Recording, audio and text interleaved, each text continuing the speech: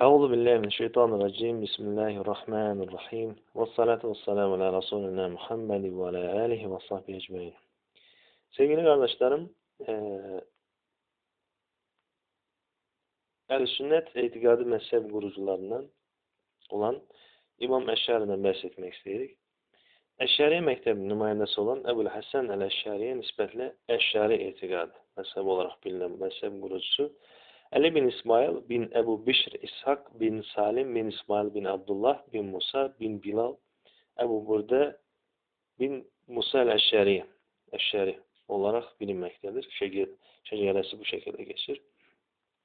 Adından da aydın olduğu kimi özü sahabeden Ebu Musa el-Eşşari'nin neslinden soyundandır. Legebi Ebu'l Hasan'dır. Doğum tarihi hakkında meşhur olan görüşe göre, genayete göre 260. yılında Besre'de doğmuştur. Hicri 260. yılda. Çünkü onun dövründe hususuyla Mu'tezile mezhebinden ayrıldığı bilinmektedir. Onun da o günlerde 40 yaşında olduğu bilindiğine göre doğum tarihi olarak tarihin daha doğru olduğu, bu tarihte olduğu kanaati meşhurdur. İmam Eşşari hayatının doğumundan 10 yaşına kadar 10 yaşında Mu'tezile mezhebinden ayrıldığı dövre kadar ve bundan sonraki hayatı olmak üzere 3 dövrde araştırmak mümkündür. Doğumundan 10 yaşına kadar olan dövrdə, bu dövr onun uşaqlıq və ilk təhsilini tamamladığı dövrdür ki, müxtəlif elmləri təhsil etmiş, əldə etmiş və daha çox atasının əxlaqı və elm tərbiyəsində olmuşdur. 10 yaşında Mu'tezile mezhebindən ayrılmasına kadar olan dövr. 30 illik bir dövrü əhatə edən bu dövr onun ögey atası Əbu Əli Əl-Cübbəyi ilə elmi yaxınlığı olduğu dövrdür. O, Kəlam elmini də Cübbayidən öyrənmişdir. Fıqhdan hənəfi olan Əşşari, etikadda müəllimin təsiri ilə qatı bir Mu'tezile mezhebi müdafiəçisi olmuşdur. Fıqhda hənəfi, etikadi görüşlərin isə Mu'tezile mezhebinin tamamçısı, müdafiəçisidir. Hicri 300-cü ildə onun Mu'tezilədən ayrılaraq Əhl-i əqidəsinə bağlandığı bilinməkdədir. Ancaq onun bu ayrılışda müxtəlif qaynaqlarda fərqli səbəblər ifadə olunur.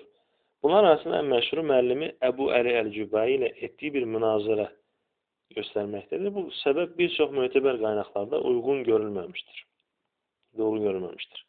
Bir başqa səbəb də Əşəri yuxusunda Həzrət Peyğəmbəri görmüş olması və bunun üzərine bu fikirlərini, Mu'tezile görüşünə olan fikirlərindən imtina etməsi dilə gətirilmişdir.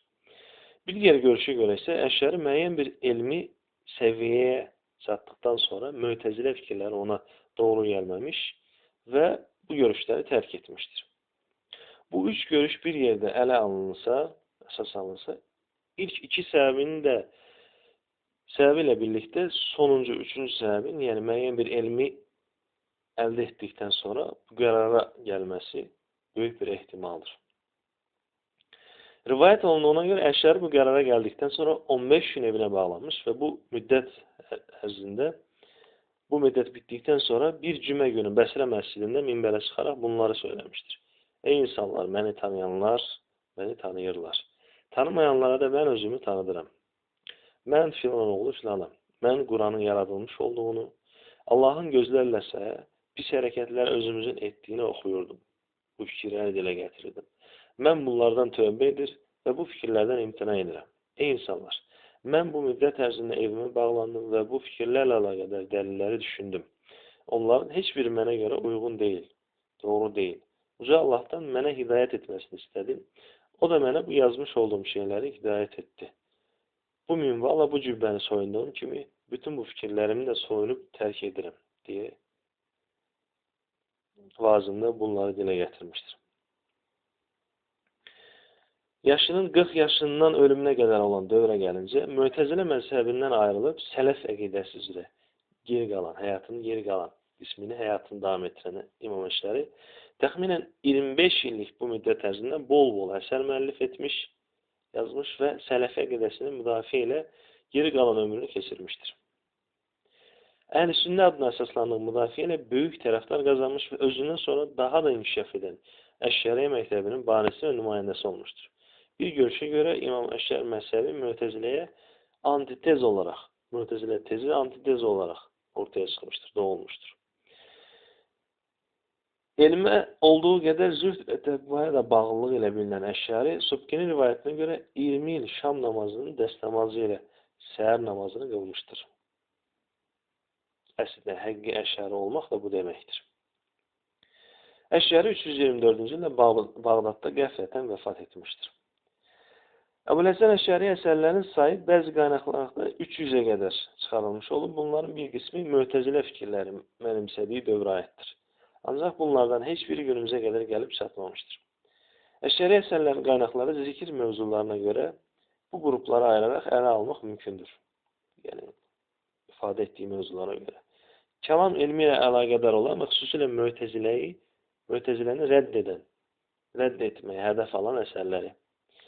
Bir digər qism əsərləri filosoflar, dəhrilər, Brahman, Yəhudilər və Xristiyanlar kimi cərəyanları rədd edən əsərlər. Üçüncü qism əsərləri İslami və qeyri-İslami firqələrin fikirlərini rədd etmədən nəql etdiyi məqalət kitabları.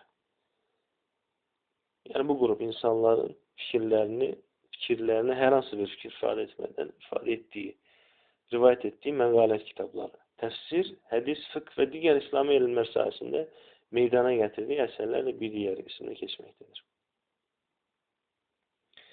Əşşari əsərləri mövzusunda bəzi şeylər söyləmək mümkündür. Belə ki, onun həyatında iki ayrı dövr olduğu məlumdur. Ancaq burada bilinən bir xüsus var ki, o da Əşşari Mötəzilədən ayrıldıqdan sonra qələmə aldığı bir çox kitabda köhnə məzhəbinin səhv və qüsurlu yönlərini ortaya qoyması və bu səbəblə əvvəl yazdıqlarını rədd etməsidir. Ki, yəni 300-ə yaxın əsərlər arasında Mötəzilə fikrində olarkən yazmış olduğu əsərləri və fikirləri özü də rədd etməkdədir.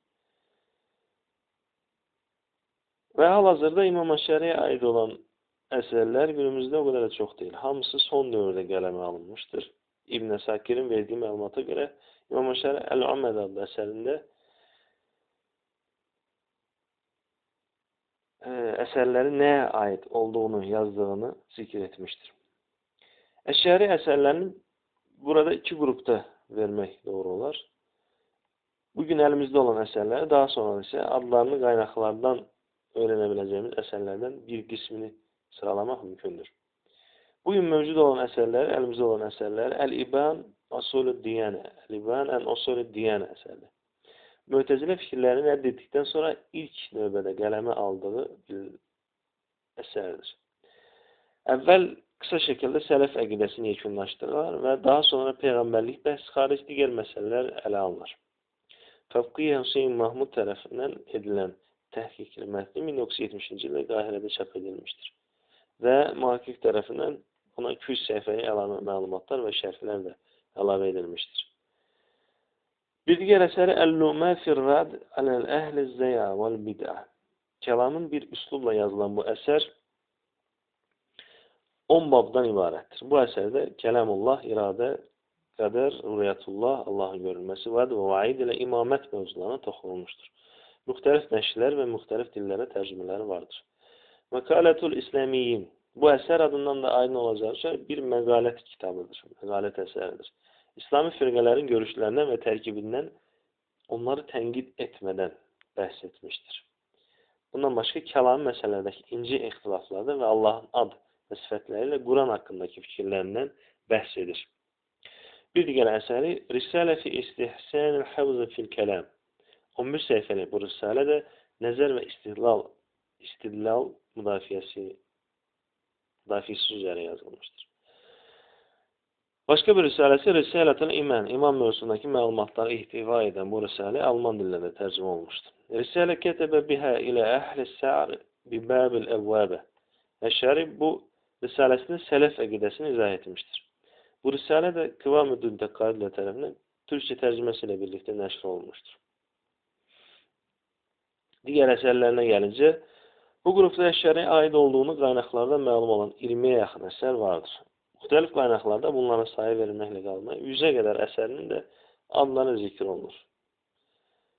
Bunlardan bəziləri Kitəbu fi xalqil əməl, Kitəbu fil istita'a, Kitəbu fi icazə rü'yətullah bil əbsar, Kitəb fil rəd aləl mücəssimə, mücəssimməyə rəd üzərine yazılan əsər, Kitəbu fil cism, Kitəbu fil istişhad, Kitəbu fi rü'yətullah, Kitəbu fi rədd aləl fələsifə, filosoflara olan reddiye üzerine yazılan kitabı. Kitab-ı fil imam, Kitab-ı fi muteşabihil Kur'an, Kitab-ı fi ef'alin nebi, Peygamberimizin fiillerle, davranışlarla alakalı yazmış olduğu risalesi, eseri. Kitab-ı Kebir fi sıfat, Kitab-ı ala dehriyin aleyhine yazılmış olduğu eseri. En-Nevai fi Dakaigil Kelam, Kitab-ı Tefsiril Kur'an vesaireler ki ifade etmiş olduğu kaleme aldığı eserler arasında geçmektedir. Rabbim itikadi mezhep kurucuları bu alimlerimizin görüşlerini ve fikirlerini hakkıyla derk etmeyi ve hayatımıza sirayet etmeyi bizlere nasip etsin. Ve ahiru davana elhamdülillahi rabbil alemin.